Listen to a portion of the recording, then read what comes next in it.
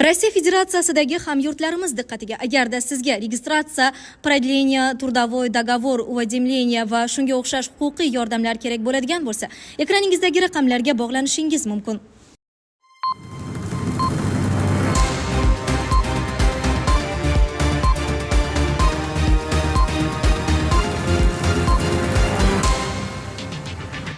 Kunning muhim va dolzarb yangiliklari bilan dunyo yangiliklari o'z ishini boshladi. Ukraina harbiylari 2025-yilda Rossiya bilan sulh tuzishiga umid qilmoqda.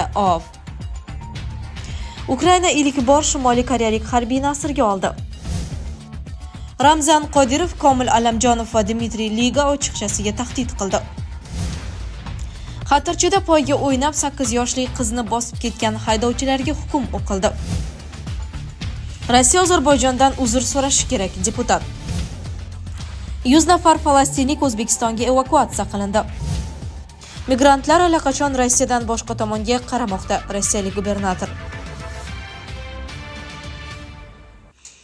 Ukraina harbiylari 2025-yilda Rossiya bilan sulh tuzilishiga umid qilmoqda.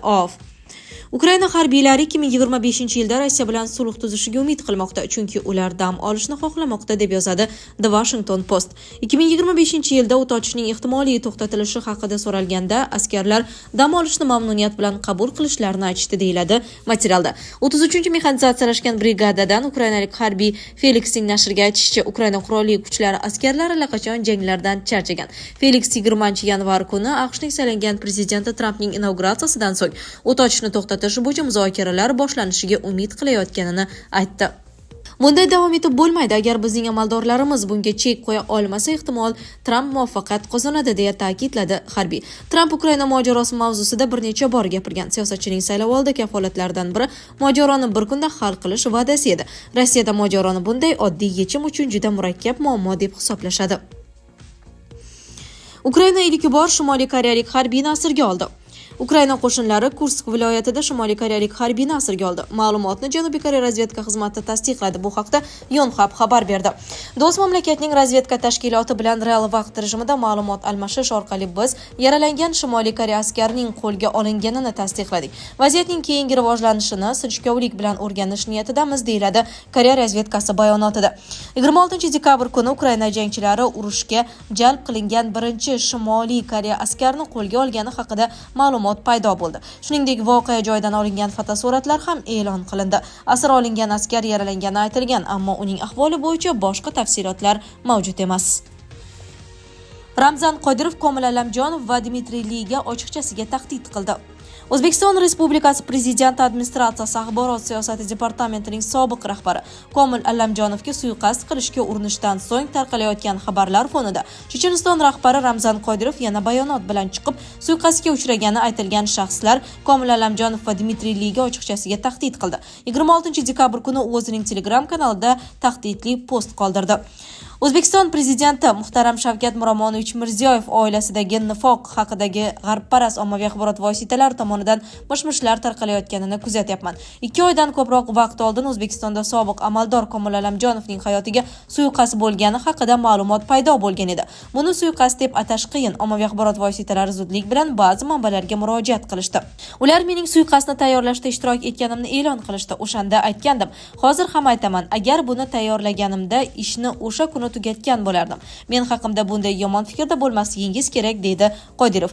U ish bo'yicha tekshiruv jarayoni boshlanganidan 2 oy o'tgach, o'sha suiqasdning yana bir muvaffaqiyatsiz qurboni rolida Dmitriy Lining to'satdan paydo bo'lishini savol ostiga olgan. Menimcha, ushbu voqeani chuqur o'rganish bilan birga ushbu voqea ustida ishlayotgan tergovchilarga nisbatan ham rasmiy tekshiruv zarur.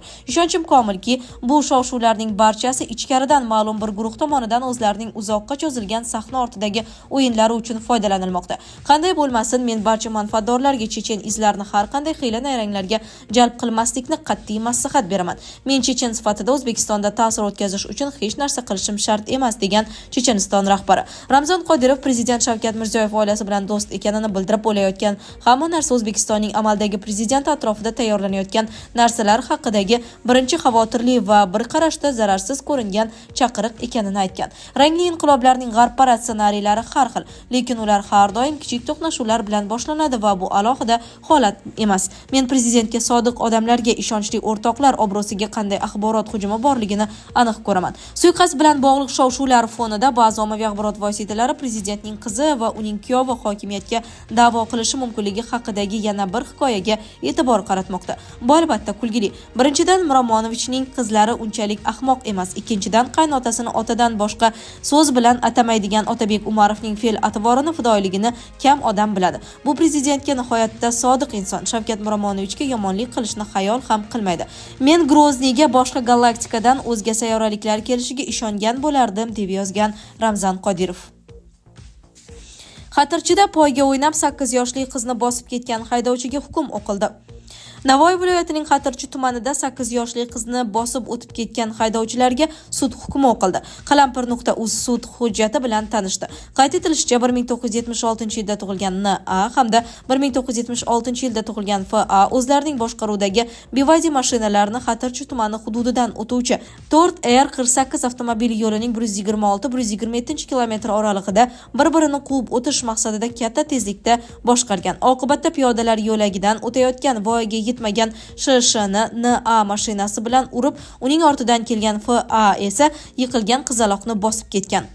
Sudda har ikki haydovchi aybiga iqrorlik bildirgan hamda mashinani katta tezlikda boshqarib, bir-birini quvib o'tishga harakat qilganini tan olgan. Sud F.A. va N.A.ni Jinoyat kodeksining 266-modda 2-qismida nazarda tutilgan jinoyatni sodir qilganlikda aybli deb topib, ularning har biriga 2 yil transport vositasini boshqarish huquqidan mahrum qilgan holda 2 yil ozodlikdan mahrum qilish jazosi tayinlandi.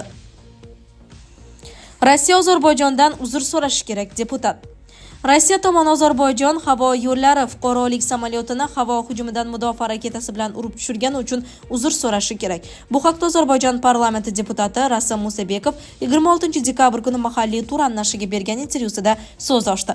Samolyot Rossiya hududida Grozniy osmonida urib tushirilgan va buni inkor etib bo'lmaydi, degan Musabekov o'z bayonotida. Musabekovning so'zlariga ko'ra, Rossiya vaziyatga nisbatan adekvat munosabatda bo'lish va uzr so'rash o'rniga o'z izlarini yashirish uchun ommaviy axborot vositalari muayyan harakatlar qilmoqda. Buni sodir etganlar jinoiy javobgarlikka tortilishi kerak. Odamlarning o'limi va qurbonlari uchun tovon puli to'lanishi kerak. Agar bu sodir bo'lmasa, munosabatlar albatta boshqa saviyaga o'tadi, degan deputat. Deputat shuningdek, Ozarbayjon tomoni 2020-yilning 44 kunlik urushi paytida Rossiya harbiy vertolyoti halokati uchun uzr so'ragani va tovon to'lagani, aybdorlar jazolanganini eslagan. Agar havo mudofaasi ishlayotgan bo'lsa, u yerdan hech kim uchib ketmasligi uchun aeroport yopilishi kerak edi, degan Musabekov. 100 nafar falastinlik O'zbekistonga evakuatsiya qilindi. 100 nafar yaralangan falastinlik bolalar va ayollar hamda ularning hamrohlari O'zbekistonga evakuatsiya qilindi. Bu haqda O'zbekistonning Qohiradagi elchisi Mansurbek Qilichev ma'lum qildi. Bildirilishicha, kecha 26 dekabr kuni Prezident Mirziyoyev tashabbusi bilan va O'zbekiston hamda Falastin Sog'liqni saqlash vazirliklari hamkorligida 100 nafar jarohatlangan falastinlik ayol va bolalarni, shuningdek ularning hamrohlarini evakuatsiya qilish amaliyoti amalga oshirilgan. Qilichevga ko'ra, evakuatsiya qilingan falastinliklar O'zbekistonda mehmon bo'lib, o'z vatanlariga kunlariga qadar mamlakatdagi sharoitlardan foydalanadi. Xususan, ular davolanish va sog'liqni saqlash, qayta tiklash uchun reabilitatsiya markazlari va shifoxonalarga joylashtiriladi hamda mamlakatda bo'lish davrida barcha zarur ehtiyojlar, jumladan mehmonxona, turar joy, maktablar va oziq-ovqat bilan ta'minlanadi.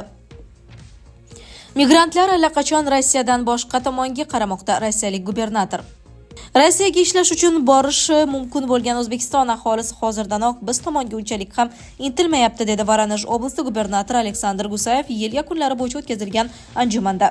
Uning so'zlariga ko'ra, ikki davlat rasmiylari O'zbekiston fuqarolarini Rossiyaga ishlashga jalb qilish borasida o'zaro hamkorlik qilishi kerak. Agar biz O'zbekiston fuqarolarini Rossiyada ishlashga jalb qilish borasida hamkorlik qilmasak, ularni yo'qotamiz. Ular allaqachon boshqa tomonga qaramoqda, dedi gubernator. Rossiyaga migrantlar kerak, ammo ularni uyushgan holda yollash zarur, deb hisoblaydi mintaqa rahbari. Agar nafaqat ishlashga qodir bo'lgan, balki bizning hayot tarzimizni qabul qilishga va til o'rganishga tayyor odamlarni tanlasak, ko'p narsa hal bo'ladi. Agar oilaviy bo'lib kelsalar, farzandlariga til o'rgatadilar, shunga yarasha qonunlarimizga ham amal qiladilar, dedi Gusayev. Voronoj oblasti gubernatori so'zlariga ko'ra, Rossiyaga kelishini istagan har bir kishining mamlakatga kirishga ruxsat beraverish shart emas. Shu bilan birga, agar yo'l zich panjara bilan yopilsa, migrantlar baribir kelaveradi. Ammo ularning ba'zilari mamlakatga kerak bo'lmaydi. Ya'ni mutlaqo malakasiz odamlar xufiyona kirib oladi. Ular qandaydir ikkinchi darajali ishlarda mehnat qiladi. Bu eng yomon variant bo'ladi. Shaffof jarayonlardan o'tgan ma'qul. Biz kimni olib kelmoqchi ekanimizni, ular qayerda ishlashini tushunishimiz lozim. Shunda ular bu yerda nazoratsiz qolmaydi, deb xulosa qildi Gusayev. Sizlarga yetkazmoqchi bo'lganlarimiz shulardan iborat edi. Dunyo yangiliklaridan uzoqlashmang.